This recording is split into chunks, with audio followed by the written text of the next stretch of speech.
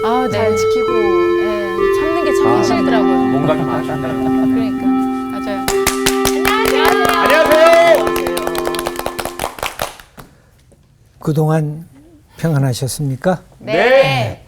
오늘은 고린도전서 48번째 강의입니다. 오늘 주제는 방언과 예언인데 방언은 예언보다 못한 은사인가? 이런 주제로 방언과 예언에 대한 말씀을 나누려고 합니다. 오늘 강의 시작하기 전에 지난번 강의 네. 기억나는 것 누가 얘기할까요? 예. 네. 저는 나의 분노를 이렇게 막 밖으로 표출하지 말고 기도를 통해서 하나님께 맡겨라. 예. 특별히 시편을 읽어 보시면 좋을 것 같아요. 네. 시편에 보면 막 저놈 가다가 넘어졌으면 좋겠네. 그런 약간 저주의 기도문도 있어요. 그러니까 얼마나 답답하고 맞아. 얼마나 화가 났으면 그런 기도문 할까. 그러다 보면 하나님께서 하나하나 우리의 마음을 하나하나 캄다운을 시켜 주세요. 그래 나한테 맡겨. 그리고 그 다음 우리에게 찬양할 노래를 주시니까 네. 그런 마음으로 한번 감당하시면 좋을 것 같네요. 예.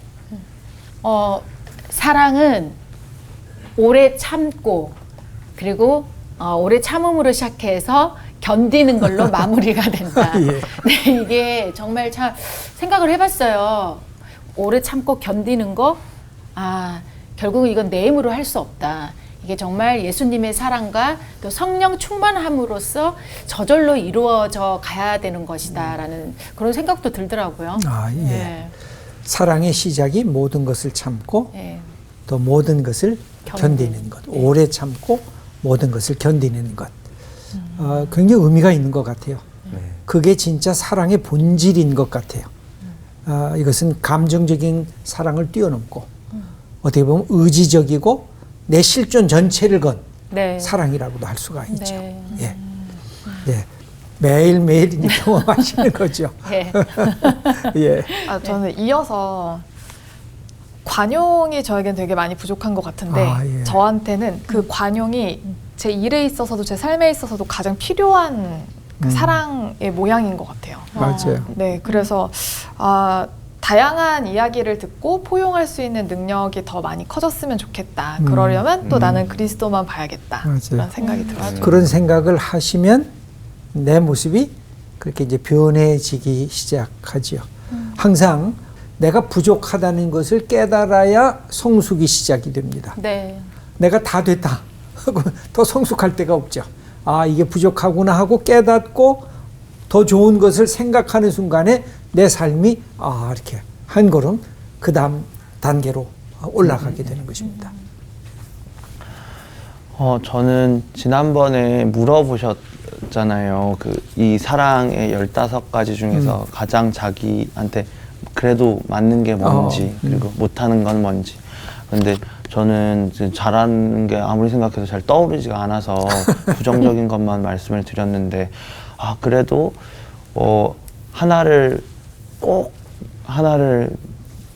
만약에 찝으라고 하면 모든 것을 바라며를 꼭 갖고 싶습니다.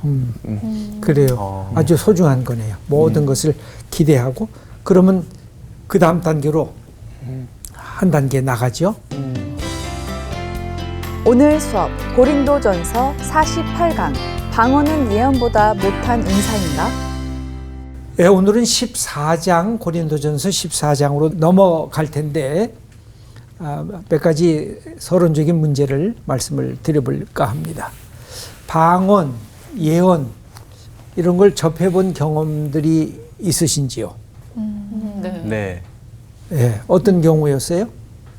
저는 신앙을 갖기 전에 제 방에서 창문을 열고 손을 뻗으면 교회 벽에 손이 닿거든요. 그래요? 예, 이렇게 딱 붙어 있었습니다, 집이. 아. 제 방이. 그리고 그때는 이제 신앙이 없을 때라 그게 뭔지는 모르고 자꾸 이상한 소리로 막 떠드니까 근데 그게 나중에 알고 보니까 그때 방언이었어요. 네, 제가 중고등학교 시절이었는데 나중에 알고 보니까 그걸 방언이라고 하더라고요. 그때 어떤 느낌이 들었어요? 처음엔 좀 무서웠고요. 솔직히 무서웠고. 그때 또 나이도 어렸고 처음 접해 보는 거라 예. 이게 우리나라 말이 아니지 않습니까? 예. 그냥 처음 들어보는 말이라 좀 무서웠고 그 다음에 좀 신기하더라고요. 예. 예. 방언이 지금 신기하다, 그죠? 때로는 무섭다. 그래서 뭘 느끼게 하느냐면 방언이 뭔가 내가 아는 이 평면적인 세계하고는 또 다른 저 위의 세계가 있는 것 같다. 초월적 세계가 있는 것 같다. 이거를 느끼게 하는 네. 힘이 있어요, 방언. 맞아. 그래서 방언을 하시는 분들이 어떤 기회로든지 빨리 예수님을 믿는 자리에 초청을 받고 또 믿음의 자리에 들게 돼요. 이게 방언하시는 분들이 갖고 있는 좋은 점이라고 할 수가 있습니다. 근데 한 가지 문제점이라고 하면 소통이 안 되는 거예요. 소통이 방언을 안 하는 사람과 방언하는 사람의 소통이 안 될 뿐만 아니라 본인도 자기가 하는 방언에 대해서 소통이 안 되는 거예요. 무슨 말인지 잘 예? 모르겠습니다. 네. 자기가 방언으로 기도를 하는데 뭐라고 기도하는지를 모르는 맞아요. 거예요. 이 방언이 갖고 있는 어려운 그 측면이라고 할 수가 있습니다. 그러면 첫 번째로 은사 공동체인 고린도 교회가 위기에 처하게 됩니다. 영적 은사들을 너무 자랑했잖아요. 네. 그러다 보니까 자랑하니까 시기하는 사람도 생기고 그렇게 시기하는 사람이 생기다 보니까 교회 자체가 분열하는 위기를 갖게 됐습니다. 특별히 어떤 은사가 굉장히 중요한 은사로 다가왔을까요? 방언이었어요. 그런데 이 방언의 은사를 얘기하기 전에 방언과 예언을 우리가 동시에 볼 수 있다고 하면 둘 다다 바울은 뭐라고 얘기하냐면 방언도 은사고 예언도 은사인데 두 은사가 뭐가 없으면 사랑이 없으면 둘 다 꽝. 방언도 사랑하지 않고 내가 방언해 하고 자랑하면 이것도 안 돼. 예언도 사랑 없으면 그것도 아무것도 아니야. 그러니까 제일 중요한 게 바울은 왜 고린도전서 12장과 14장 사이에 사랑을 집어넣느냐. 12장도 은사가 나오고 14장도 은사가 나오거든요. 근데 사랑이 있어야 이 은사가 하나님께 영광이고 공동체를 살리는 은사가 된다. 사랑이 없으면 안 된다. 우리 한번 다시 읽어볼게요. 고린도전서 13장 1절과 2절 김보규님 한번 읽어주세요. 내가 사람의 방언과 천사의 말을 할지라도 사랑이 없으면 내가 예언하는 능력이 있어 모든 비밀과 모든 지식을 알고 사랑이 없으면 예. 여기도 사랑이 없으면 울리는 꽹과리가 되고 네. 아무 소용이 없다. 이렇게 선언을 하고 있는 것은 왜 그럴까요? 사랑이라고 하는 게 뭘까요? 여러분 사랑을 어떻게 언제 느끼나요? 주로 날 위해 줄 때? 그렇죠. 예. 근데 어떻게 위해 주죠? 제일 쉬운 게 뭐예요? 말로 소통이 되는 거예요. 당신 멋있어. 예. 내가 멋있지. 당신 예뻐. 맞아, 내가 예쁘지. 이게 말로 소통이 되기 시작하는 게 사랑의 이 시작이라고 할 수가 있습니다. 그러니까 사랑은 소통인 거예요. 소통이 되지 않으면 사랑할 수가 없는 것입니다. 그래서 이 사랑이 없으면 안 된다는 말씀을 먼저 드리고 두 번째는 뭐가 가능해야 돼요? 이 은사는 자기 통제가 가능해야 하는 것입니다. 여러분 통제할 수 있는 능력을 가지는 것. 내가 즐길 때 여기까지 즐겨야지. 이게 한도가 없으면 문제가 발생을 합니다. 네. 네. 이게 이 규모라고 하는 게 매우 중요한 것이거든요. 근데 여기 방언이나 예언이나 통제가 가능해야 소중한 것이라는 것이죠. 고린도전서 14장 9절 방언에 대한 얘기인데 서현미님. 이와 같이 너희도 혀로서 알아듣기 쉬운 말을 하지 아니하면 그 말하는 것을 어찌 알리요? 이는 허공에다 말하는 것이라. 그러므로 방언을 말하는 자는 통역하기를 기도할지니. 예, 방언 자체를 통역이 없으면 절제하라는 거예요. 네. 이것이 안 되면 도대체 이 사람 무슨 말을 하는 거야. 그렇죠. 그러면서 다른 사람이 떨어져 나갈 수밖에 없다는 거죠. 그러니까 예언은 어떻게 될까요? 고린도전서 14장 29절 여윤정님. 예언하는 자는 둘이나 셋이나 말하고 다른 이들은 분별할 것이요. 만일 곁에 앉아 있는 다른 이에게 계시가 있으면 먼저 하던 자는 잠잠할지니라. 예언하는 자들의 영은 예언하는 자들에게 제재를 받나니. 예, 예언하는 사람이 저게 진짜 예언의 영을 갖고 있는가 분별도 해야 되고, 그 다음에 다른 사람이 나도 할 말이 있다 그럴 때는 그 사람이 그 사람에게 양보를 하라는 그런 말씀입니다. 그래서 항상 통제가 안 되는 은사는 안 되는 거예요. 자기가 은사를 아무리 많은 것을 가졌다고 하더라도 스스로 통제를 하지 못하면 교회 공동체의 아름다운 그 모습이 사라질 수가 있다고 하는 뜻입니다. 네. 그 다음에 세 번째로 사랑의 질서 속에 행해져야. 사랑의 질서라고 하는 것은 뭐냐면 항상 더 사랑해야 할 것과 덜 사랑해야 될 것. 이게 부부 간의 관계도 그렇고 친구 간의 관계도 그렇습니다. 여기까지는 내가 요청을 해야 되지만 그 다음에는 내가 요청해서는 안 되고 상대방이 그것을 받아들일 때까지 기다려야 되는 부분들이 있어요. 다 좋은 거죠. 다 좋은 건데도 상대방의 동의를 얻어야 할 것이 있고 내가 그냥 일방적으로 할 수 있는 요소들이 있다는 것입니다. 특별히 사람은 사랑의 대상이에요. 그러나 소유는 뭐의 대상이에요? 관리의 대상이에요. 이걸 구분하지 못하면 안 되는 거죠. 그러니까 은사, 방언이나 예언은 뭐예요? 소유예요. 그것은 인격이 아니에요. 그러나 그것을 하는 사람은 인격이에요. 인격은 사랑이지만 그것을 가진 사람은 소유이기 때문에 그것은 관리를 해야 돼요. 항상 우리의 모든 것들은 그래요. 사람은 소중히 여기지만 그 사람이 갖고 있는 모든 소유는 그 사람이 통제를 해야 되는 거죠. 그 다음에 신앙 공동체인 교회의 덕을 세우는가 이것인데, 그러면 여기 은사에 대한 것을 몇 가지를 한번 생각해 보겠습니다. 첫째, 은사를 어떻게 사용해야 할 것인가. 방언과 예언 두 은사 모두 성령의 선물이면서 추구해야 될 거예요. 고린도전서 14장 39절 홍가람님. 네.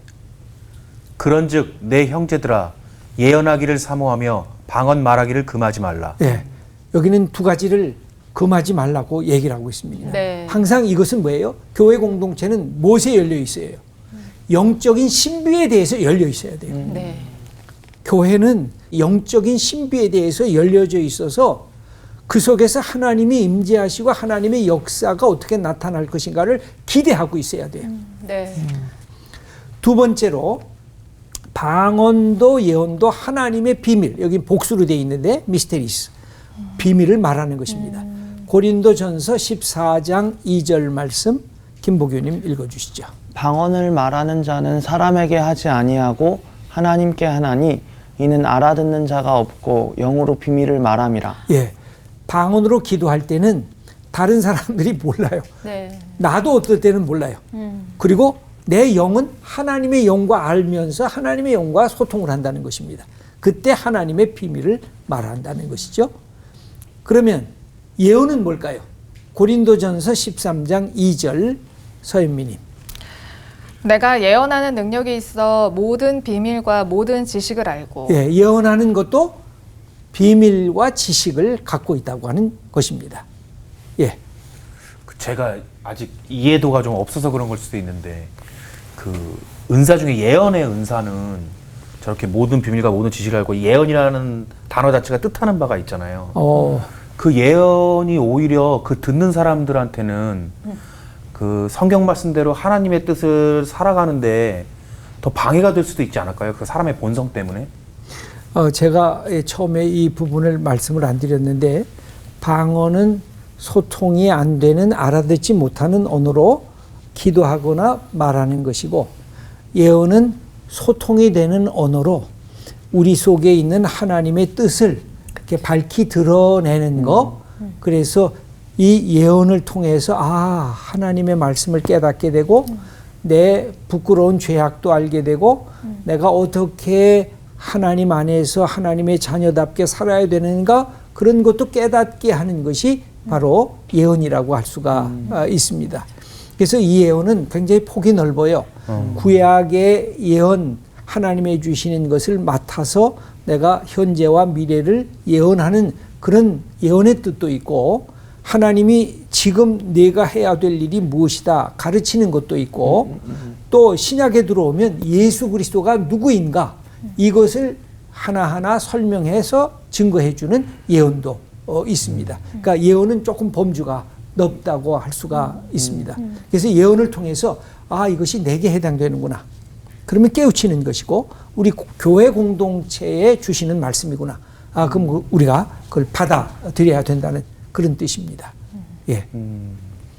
그러면 바울 자신은 어떻게 생각을 했을까요? 고린도전서 4장 1절에 여윤정님. 사람이 마땅히 우리를 그리스도의 일꾼이요 하나님의 비밀을 맡은 자로 여길지어다. 여기 보면 다 뭐가 나와요? 하나님의 비밀, 하나님의 비밀. 이게 다 복수로 되어져 있습니다. 그러니까 방언하는 사람, 예언하는 사람, 사도 바울 똑같이 하나님의 주신 말씀을 통한 비밀들, 그리고 하나님의 영적인 세계들에 대해서 열려진 사람들이다 라고 하는 말씀이 기록되어 있는 것입니다. 그 다음에 세 번째, 이제 뭐가 문제가 되냐면 개인적으로 있을 때는 방언을 해라 하는 것입니다. 네. 그리고 혼자 골방에 들어가서 방언으로 하나님께 기도하는 거 좋은 것이다. 그것을 막지 말라, 바울의 말씀입니다. 근데 문제는 공적인 예배, 사람들이 함께 모여 있을 때 어떤 사람은 방언으로 막 혼자 기도하는데 다른 사람들은 멀뚱멀뚱히 그거를 바라만 보고 있으면 교회 공동체가 대화가 안 되고 소통이 끊어지게 된다. 네. 고린도전서 14장 19절 말씀. 네네. 예. 접니다. 홍가람님. 그러나 교회에서 내가 남을 가르치기 위하여 깨달은 마음으로 5마디 말을 하는 것이 1만 마디 방언으로 말하는 것보다 나으리다. 예, 여기 굉장히 충격적인 말씀을 합니다. 바울은 고린도 교회가 방언의 은사를 받은 사람들이 내가 방언의 은사를 받았어, 이게 성령 충만한 거야, 이렇게 자꾸만 강조하다 보니까 다른 사람들을 무시하거나 멸시하고 이것이 교회 공동체가 갖고 있는 덕을 세우는 일에 자꾸만 어려움을 끼치게 됐습니다. 그래서 개인적으로 하나님 앞에 기도할 때 방언으로 기도하는 건 옳아. 바울 자신도 나도 방언으로 기도를 해.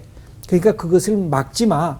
그건 소중한 거야 하면서 그들을 격려하면서, 동시에 그러나 교회 공동체가 예배 공동체로 모였을 때 방언하는 사람들 때문에 예배 공동체가 하나님께 영광을 돌리는 것을 회방받는 그런 모습으로 나타날 때는 안 돼 하면서 아주 놀라운 말을 하잖아요.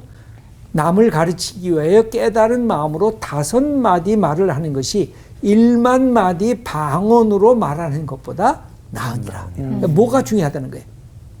소통. 네. 교회 안에서는 소통이 중요해서 서로가 서로를 이해하고 맞아, 공감하고 거기에서 함께 맞아, 우리가 이렇게 하나님을 더 예배하고 찬양해야 돼. 그것이 매우 중요하다는 것입니다. 이 언어를 우리가 갖는다는 것은 얼마나 소중한 축복인지 몰라요. 근데 우리가 뭐라 그래요? 소통이 안 되는 사람을 뭐가 안 된다 그래요? 말이 안 통한다. 안 통한다 그래요. 여러분, 말이 안 통한다 그러면 이건 완전히 모욕적인 얘기예요. 나 저 사람하고 말이 안 통해. 그럼 끝인 거지 뭐. 근데 교회 공동체에 그런 문제가 발생했다고 하는 것입니다. 그러면서 바울은 예언하기를 힘쓰라 말씀을 하고 있는데, 고린도전서 14장 5절 김보규님. 나는 너희가 다 방언 말하기를 원하나 특별히 예언하기를 원하노라. 만일 방언을 말하는 자가 통역하여 교회의 덕을 세우지 아니하면 예언하는 자만 못하느니라. 예, 그러니까 방언으로 하게 될 때는 통역하는 사람이 있을 때 오케이. 그런데 그렇지 않으면 침묵을 지키라고 하는 것입니다. 그래서 고린도전서 14장 24절의 예언이 갖고 있는 좋은 점을 그 다음에 말씀을 하는데 서현민이. 그러나 다 예언을 하면 믿지 아니하는 자들이나 알지 못하는 자들이 들어와서 모든 사람에게 책망을 들으며 모든 사람에게 판단을 받고 그 마음에 숨은 일들이 드러나게 되므로 엎드려 하나님께 경배하며 하나님이 참으로 너희 가운데 계신다 전파하리라. 예. 아, 하나님이 우리에게 말씀하고 계시는구나. 이걸 깨닫고 회개하고 또 변화하고 하나님을 찬양하는 일에 같이 참여할 수 있다는 것입니다. 그래서 바울이 여기에서 제안을 이렇게 합니다. 중요한 제안인데 영적 은사에 대한 것 무엇보다 첫째, 성숙한 지혜자가 되라. 여러분 지혜자가 되는 게 항상 중요해요. 지혜는 지식과 달리 지식은 암기하면 되는 거 아니에요. 네. 그쵸. 지혜는 뭐예요? 그 암기한 것을 분별할 수 있고 분류할 수 있고 어떤 것이 더 우선적인 가치관, 어떤 것은 그 다음 이것을 하나하나 체계를 만들어낼 줄 아는 능력, 사고할 줄 아는 능력, 분별할 줄 아는 능력, 판단할 줄 아는 능력, 그것이 지혜자가 되는 것이죠. 고린도전서 14장 20절 여윤정님. 형제들아, 지혜에는 아이가 되지 말고 악에는 어린아이가 되라. 지혜에는 장성한 사람이 되라. 예, 지혜에 장성한 사람이 되라는 것입니다. 여러분, 어린아이와 장성한 사람의 차이가 뭘까요? 어른이 되면 뭐가 돼요? 기본적으로 독립적이 되는 겁니다. 독립적이 된다는 건 뭐예요? 책임적이 된다는 뜻이에요. 책임적이 된다는 것은 뭐예요? 내가 판단할 줄 알고 내가 결정할 줄 알고 결정해서 행한 일에 대해서 내가 책임을 질 수 있는 사람이 된다는 뜻입니다. 네. 이것은 아주 소중한 거예요. 어린아이들은 아무 때나 징징거리잖아요. 아무 때나 떼쓰잖아요. 충동적이잖아요. 그냥 자기가 하고 싶으면 뭐든지 갖고 싶어 하잖아요. 근데 어른이 됐는데 징징거리고 떼를 쓰고 이건 내가 갖고 싶어 하고 아무거나 내가 취하면 안 되잖아요. 이것은 어른이 된다는 것은 굉장히 소중한 것입니다. 이것은 지혜자가 된다는 뜻인데 우리가 갖고 있는 삶의 분별력과 내가 결정하는 결정력과 실천력을 동시에 갖게 되는 이것이 어른이 되는 축복이라고 할 수가 있어요. 그래서 특별히 지혜에는 어른이 되라는 것입니다. 저는 이 지혜라는 말을 정말 좋아하는데요. 예수님이 지혜라 그랬잖아요. 십자가에 달린 예수 그리스도가 하나님의 지혜다. 그 속에서 우리의 모든 판단력이 그 안에 다 들어가져 있기 때문에 항상 지혜로운 사람이 되는 것을 사모할 필요가 있어요. 특별히 영적인 지혜를 갖는데 사모해야 됩니다. 네. 그러려고 하면 모든 것을 행하는 생각의 중심에 누구를 붙잡아야 돼요? 예수 그리스도를 붙잡아야 돼요. 그 지혜자가 되는 비결은 가장 간단한 비결은 예수 그리스도를 붙잡고 예수님이 이 문제를 어떻게 생각했지? 어떻게 결정했지? 내가 왜 이렇게 위축되고 있지? 사람 만날 때는 예수님이 당당하게 만났는데 또 연약한 사람 만날 때는 예수님이 긍휼하심을 가졌는데 내가 어떻게 해야지? 그러면 이게 자존감도 생기고 담대함도 생기고 그리고 사물을 볼 때 전체를 볼 수 있는 그런 눈을 갖게 되는 거죠. 네. 이 지혜로운 것입니다. 그 다음에 두 번째로 얘기하는 것이 사랑으로 행하라고 하는 것입니다. 사랑으로 행하라는 것은 항상 뭐예요? 나 중심에서 우리 이웃 중심과 그리스도 중심으로 바꿔나가는 일이죠. 여기 고린도전서 14장 4절 말씀 홍가람님. 방언을 말하는 자는 자기의 덕을 세우고 예언하는 자는 교회의 덕을 세우나니. 이게 왜 그럴까요? 아까 말씀드린 대로 방언은 소통이 안 되니까. 네. 자기 자신에게는 영적으로 충만함도 주고 신비로운 체험도 하게 되고 맞아. 난 하나님께 영으로 기도해. 네. 그런 자기 자신에게 큰 용기를 가져다 주는 것도 사실이에요. 그러니까 그건 그대로 우리가 소중히 여겨야죠. 그런데 예언은 공동체의 덕을 세우는 일로 나가는 축복의 자리로 간다는 것입니다. 그 다음에 고린도전서 13장 8절 말씀을 김복규님. 사랑은 언제까지나 떨어지지 아니하되 예언도 패하고 방언도 그치고 지식도 패하리라. 궁극적으로는 사랑만이 마지막까지 간다는 것이죠. 네. 우리가 하나님 앞에 서게 되면 모든 영적인 은사들은 더 이상 의미가 없죠. 왜? 다 아니까, 다 보니까, 다 하나님과 더불어 삶을 나누니까. 네. 그런데 그때도 필요한 거, 그게 뭐예요? 사랑. 사랑.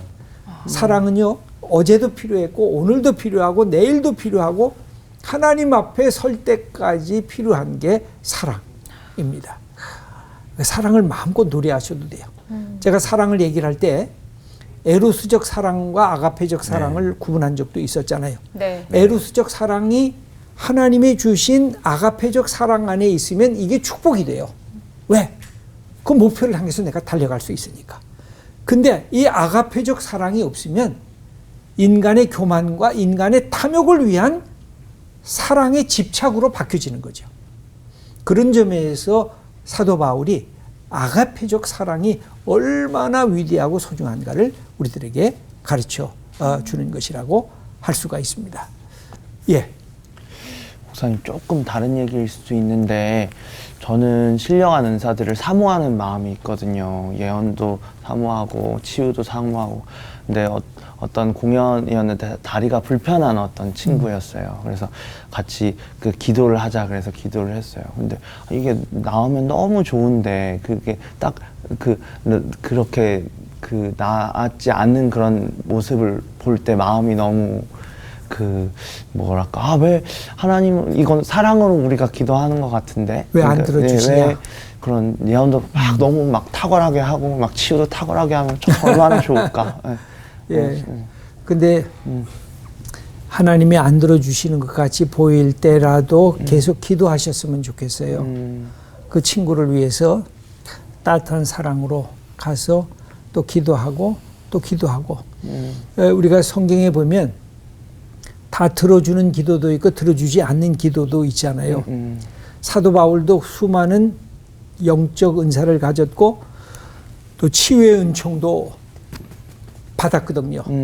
그럼에도 불구하고 자기가 갖고 있었던 사단의 가시처럼 자기를 억누르는 육체의 아픔을 그는 하나님 앞에 기도를 했는데도 응답받지 못했잖아요. 그때 기도할 때 3번 기도했다고 돼 있거든요. 아침에 한 번, 점심에 한 번, 저녁에 한 번. 이런 기도가 아닐 거예요. 자기 생명 전체를 걸고 하나님 이 기도를 안 들어주시면 세상 사람들이 조롱합니다. 저 사도 바울이 왜 저런 질병을 알고 있어요? 아마 어떤 사람은 그걸 간질병이라고도 얘기를 하거든요. 네. 얼마나 이게 부끄럽고 수치스러운 거예요. 그런 기도를 자기의 실존 전체를 걸고 3번 했다는 것은 이게 완전수 아니에요. 그러니까 그렇게 했다는 뜻이거든요. 그런데도 하나님이 들어주시지 않았다는 사실을 그가 고백하면서 내가 그러나 연약할 때마다 하나님의 강한 능력을 내가 경험했다라고 그가 하나님께 찬양과 감사를 올리잖아요. 그래서 그렇게 함께 친구를 위해서 기도하시다 보면 친구도 깨닫고 우리 김복규님도 깨닫는 자리가 생겨질 거예요. 이것을 통해서 하나님께서 원하시는 게 뭔지 그러면서 하나님이 치유해 주실 수도 있다고 보여져요. 그래서 치유의 기도는 항상 열어놓으세요. 저도 교회 목회를 하게 됐을 때 늘 그런 기도를 했어요. 우리 하나님께서 이 시간 몸이 연약한 사람들 머리에서부터 발끝까지 연약한 부분을 친히 만져주시고 주님께서 그것을 고쳐주세요. 고쳐주는 게 사실은 정상적으로 가는 거거든요. 네. 이상하게 가는 게 아니에요. 다시 하나님이 지으신 원래의 참된 모습으로 돌아가는 것이기 때문에 하나님 고쳐주세요. 하나님 만져주세요. 하나님 불쌍히 여겨주세요. 그래서 그 기도는 계속 하실 필요가 있어요. 불쌍히 여겨달라. 하나님 만져달라. 하나님 치유의 은총을 내려달라. 그 기도를 반복해서 하는 것은 언제나 귀하고 좋은 것입니다. 내가 그것은 주님 앞에 서는 그날까지 해도 괜찮아요. 그때까지 안 돼도 괜찮아요. 그 속에서 하나님이 내게 주시는 하나님의 역사가 반드시 있을 겁니다. 예. 그래서 이 사랑이 있어야 이 모든 일들을 하게 되는데, 이 사랑에 대한 얘기를 하나 더 한다면, 제가 말씀드린 것 중에 그 말씀이 있었어요. 사랑의 두 가지 특성은 뭐예요? 사랑하게 되면 너는 내 거야. 그죠? 사랑의 특성이 그게. 너는 내 거야. 항상 독점성과 이 배타성이 있어요. 근데 이것만 있으면 사랑은 폭력화될 위험성이 있어요. 그래서 사랑에는 두 번째 요소가 있어요. 나는 너를 위해서 내 생명까지도 줄 수 있어. 나는 어떤 것도 다 할 수가 있어. 내 모든 것을 다 바칠 거야. 그래서 뭐가 있어요? 사랑에는 헌신이 있어요. 상대방을 위한 헌신이, 소중한 헌신이 있어요. 그래서 그를 높여주는 게 사랑이에요. 이 두 가지가 다 필요해요. 사랑에 이 두 가지가 없으면 안 돼요. 하나님이 우리를 향해서 너는 내 거야. 너는 우상을 섬겨서는 안 돼. 우상은 너희의 주인이 아니야. 내가 너희의 주인이야. 그러면서 동시에 나는 너희를 위해서 모든 것을 줄 수 있어. 그래서 주신 것이 뭐예요? 하나님의 아들 예수 그리스도를 우리를 위해서 선물로 주신 것이죠. 이 사랑이 있어야 영적 공동체에서 나타난 은사들이 교회가 풍성하게 되는 생명의 사건으로 쓰임받는 은사가 될 수가 있는 거죠. 그걸 놓치면 안 된다는 거죠. 네. 그 다음에 세 번째가 뭐예요? 무질서에서 질서로, 혼란에서 화평으로 이렇게 바뀌어져야 되는 거죠. 고린도전서 14장 33절 김보교님. 하나님은 무질서의 하나님이 아니시오 오직 화평의 하나님이시라. 예, 여러분 질서, 조화, 화평. 하나님이 우리에게 주신 멋진 삶의 아름다움이라고 할 수가 있어요. 우리는 하나님을 진실하심, 선하심, 아름다우심 이렇게 표현할 수가 있어요. 진선미는 사실은 하나님의 모습이에요. 하나님은 진실하시고 하나님은 선하시고 하나님은 이 땅을 아름답게 보기가 좋게 멋지게 조화롭게 질서 있게 만드신 것이죠. 그래서 우리 하나님은 무질서의 하나님이 아니라 화평의 하나님, 이 공동체가 화평하기를 끊임없이 우리는 사모해야 돼. 그 다음에 고린도전서 14장 40절 서현미님. 모든 것을 품위 있게 하고 질서 있게 하라. 네, 재밌는 말이죠. 예수 믿으면요 적절한 품위가 있어야 돼. 그 다음에 질서가 있어야 되고. 저는 이것이 은사에만 해당되는 것이 아니라 우리 인간도 멋있어야 돼요. 네. 참 멋있다. 정말 저렇게 나도 닮아가고 싶다. 이런 부분들이 있어야 되죠. 그래서 이제 마지막으로 고린도 교회 은사주의자들이 가졌던 문제점만 얘기를 하고 이게 15장으로 넘어가야 될 것 같습니다. 방언의 은사에 집착하다 보니까 어떤 것으로 이들이 빠져들어갔을까요? 영적인 개인주의로 빠져들어갑니다. 나만 아는 사람 있으면 나와봐. 내가 가진 은사 누가 또 가졌어? 내가 최고지.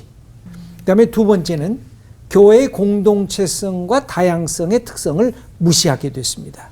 교회란 항상 함께하는 것과 각자가 다 달라. 그게 다 소중한 거야.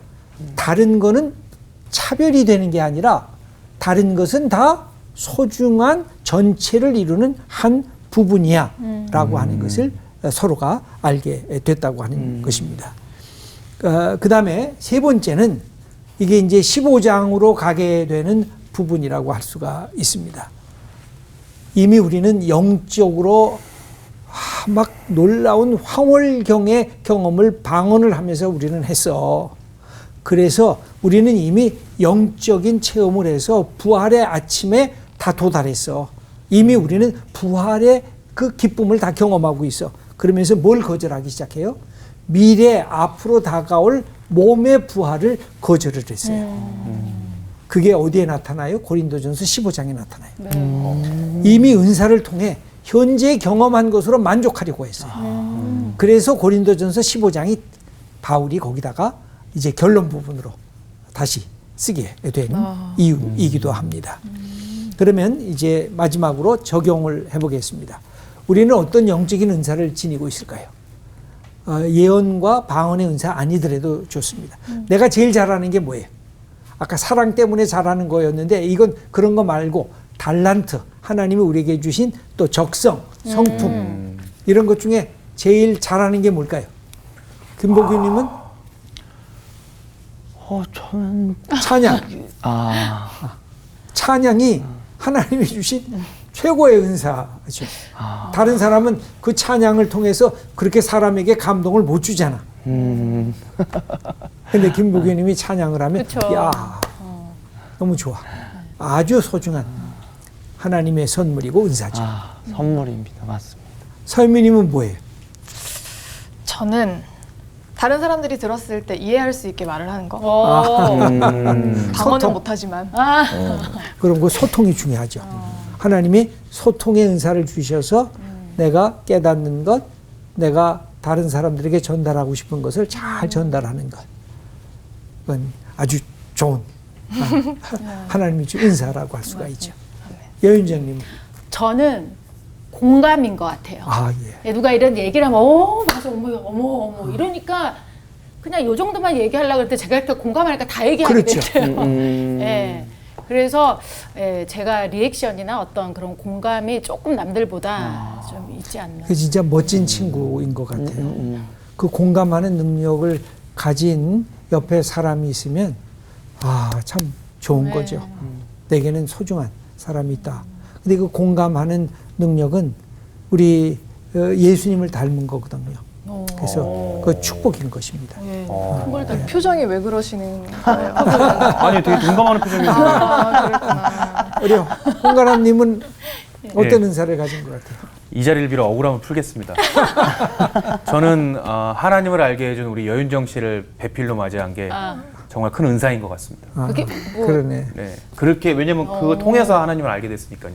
예. 그 전에는 이제 40년을 모르고 살았고. 우리 지난번에도 사랑이 뭔가 정의를 해결하라 그럴 때 그러니까요. 이게. 그건 아주 히트 중에 히트인 것 같아요. 네. 사랑하는 아내 이름을 사랑은 여윤정이다. 와, 이것은 그 굉장한 지혜와 총명이 이렇게 우리 홍가람님에게 있는 것을 돋보일 뿐만 아니라 진정성까지 네. 아주 이렇게 전달이 되는 아주 멋진 것이었는데 다시 이렇게 소중한 고백을 하는 걸 보니까 너무 감사하고 아주 멋진 아름다운 부부인 것 같습니다. 진정성이 핵심입니다. 네. 감사합니다. 그다음에 우리가 섬기는 교회는 소통이 원활한 화평 공동체인가? 여러분 교회 가면 여기는 소통이 잘 돼. 여기 왜 이렇게 안 되지? 문제가 많은가 봐. 도망가고 싶은 것인가? 이걸 어떻게 해야 되는가? 여러분들 어떠세요? 여러분들이 갖고 있는 삶에서 굉장히 소중한 축복이고 은혜라고 할 수가 있습니다. 교회는 어떻게 해야 돼요? 소통이 돼요. 네. 어떤 소통? 사랑의 소통. 그래서 교회 오면 평안하고 감사하고 기쁨이 충만한 그런 것으로 나가야 됩니다. 예수님이 이 땅에 오신 이유가 뭘까요? 소통하기 위해서. 그래서 말씀이 육신이 되어 이 땅에 거하시는 네. 역사가 일어나게 된 것입니다. 나 너희와 같이 이야기하고 싶다. 나 너희 사랑한다는 말 좀 들어라. 너희들이 예수 믿으면 하나님의 자녀가 된다는 거 너희들이 깨달으라. 그래서 예수님이 오신 이유는 우리와 소통하시기 위해서. 네. 그래서 여러분들이 어디 있든지 사랑의 소통을 만들어가는 그 멋진 하나님의 아들들, 딸들 다 되시기를 축원합니다. 감사합니다. 감사합니다.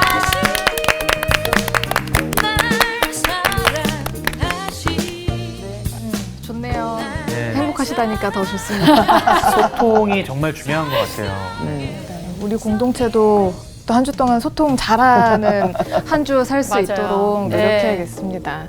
네, 이해하고 공감하고 대화하고 네. 이런 일주일 또 보내보죠. 세상으로 네. 나아갈까요? 세상으로 소통하러 나갑시다.